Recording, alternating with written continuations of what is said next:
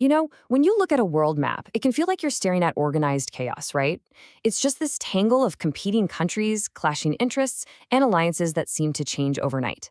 But what if I told you that underneath all that noise, there's a huge argument that's been going on for centuries? An argument that really gets to the heart of how nations see the world. So let's get right into it. The whole thing really boils down to this one question.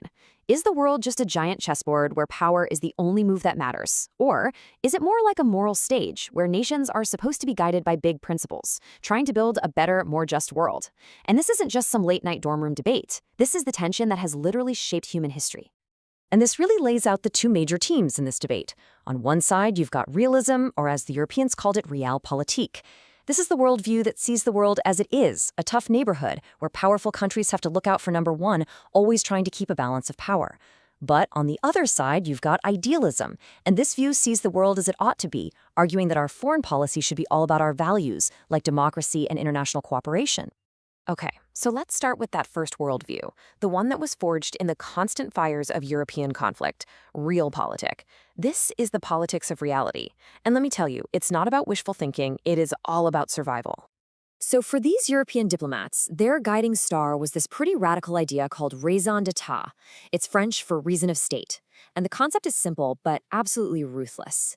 The nation's interest, its security, that's the highest possible good. Everything else, your religion, your personal feelings, your ideology, all of it comes second. A ruler's number one job is to make their country stronger, period. The guy who really architected this whole idea was Cardinal Richelieu of France. And here's the crazy part. He was a cardinal, a prince of the Catholic Church. But during the 30 Years' War, what did he do? He sided with the Protestant princes against the Catholic Holy Roman Emperor. Why would he do that? Because a giant, unified Catholic empire on France's doorstep was a direct threat to French power. For Richelieu, France's security was way more important than religious solidarity. And this idea didn't just fade away with Richelieu. No, it became the playbook for European diplomacy for centuries. You fast forward to the 19th century, you've got Austria's Prince von Metternich. After Napoleon basically wrecked Europe, Metternich put together the Concert of Europe, which was this whole system designed to balance power so no one country could dominate again. And you know what? It worked. It kept the peace for almost 100 years. And then there was Otto von Bismarck, the guy who used realpolitik like a surgeon's scalpel to unify Germany through a series of short, calculated wars, turning it into Europe's powerhouse. And if you want to know what this worldview sounds like, listen to this quote from Bismarck. The great questions of the day will not be settled by speeches and majority decisions, but by iron and blood. Wow, that just cuts right to the bone, doesn't it? For a realist, it's not about who makes the best argument. It's about who has the power, the factories, the armies. It is about iron and blood. All right, now let's pack our bags, leave that old, cynical world of European power politics, and hop across the Atlantic. Because in America, a completely different, almost opposite idea about the world was starting to grow. This wasn't about balancing power. Oh no, this was about transforming the entire world. See, unlike all those European countries jammed right up against each other and always worried about the next invasion, America had the ultimate security system, two massive oceans. And that safety, that buffer, it allowed the US to look at Europe's endless wars and backroom deals and think, man, that is a mess. So instead of seeing foreign policy as just a game of survival, Americans started to see it as a kind of mission to spread their own values, liberty, democracy, to everybody else. And the number one champion, the high priest of this idealistic vision, was President Woodrow Wilson. He truly believed that America was exceptional, not because of its power, but because of its principles. He felt America had a moral duty to lead the world away from the old, corrupt game of realpolitik and into a new age of lasting peace. And Wilson's vision? It was totally revolutionary. He believed that democracies don't really fight each other, so spreading democracy was the key to preventing war. He pushed for self-determination, the idea that people should be free to choose their own government. And the big one, he proposed a system of collective security with a League of Nations. The idea was pretty simple. An attack on one is an attack on all. It was a vision for a world run by laws, not by brute force. So, what happens when this European tradition of cold, hard realism slams head-on into America's idealistic moral crusade? Well, the 20th century became the ultimate bloody testing ground for these two clashing philosophies. And this image, It says it all, really. On the left, you've got Metternich, the master of the old world, the pragmatist. His goal was simple: stability, a balance of power.